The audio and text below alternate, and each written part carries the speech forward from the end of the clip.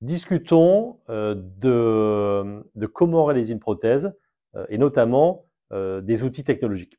Quand on fait une prothèse, que ce soit la hanche ou le genou, on peut la faire soit sans technologie, avec voilà, des outils traditionnels, avec lesquels on peut être extrêmement précis, soit on peut décider d'utiliser une technologie qui, voilà,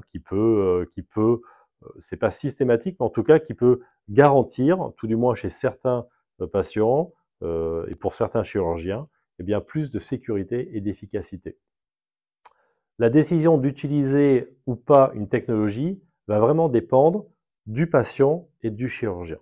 Globalement, la technologie, elle est là pour régler un problème.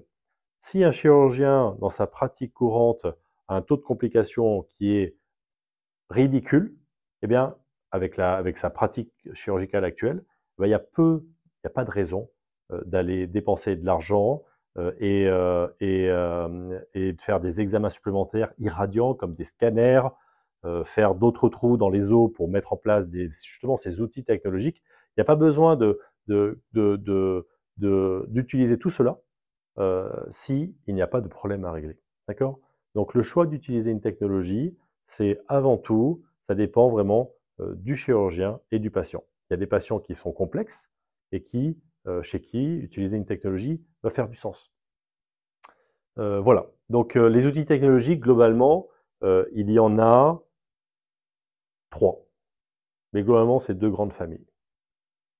La première famille, c'est tout ce qu'on appelle chirurgie robotisée ou alors navigation par ordinateur.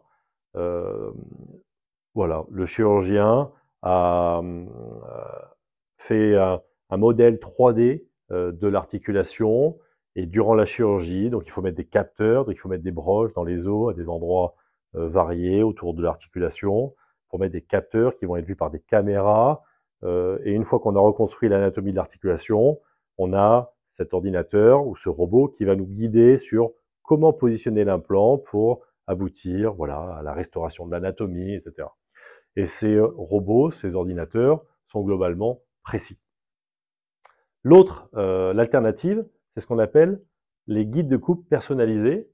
Donc là, vous voyez, j'en ai un pour la hanche. Donc ça, c'est un fémur proximal qui est reconstruit en 3D. Et puis là, ici, il y a un guide de coupe que l'on vient fixer sur le col et qui nous permet de savoir exactement où faire la coupe avec la scie. Voilà. Ça, c'est au niveau du tibia. C'est un tibia proximal. Donc voilà, au niveau du genou. Donc ça, c'est le modèle 3D du tibia. Et ça, ici, on a un guide de coupe, ça, qui vient définir l'endroit où on fait la coupe. Donc ça, quand on utilise ça, ce sont des instruments personnalisés. Eh bien, le patient doit faire un scanner. Avec ce scanner, on va faire une reconstruction en 3 dimensions de l'articulation. Et puis moi, avant la chirurgie, sur ordinateur, je vais simuler la chirurgie, le positionnement des implants, et après, un industriel va me créer ses guides de coupe. Le jour de la chirurgie, je positionne les guides de coupe sur votre os, et ça me permet de réaliser la coupe que j'ai planifiée sur ordinateur.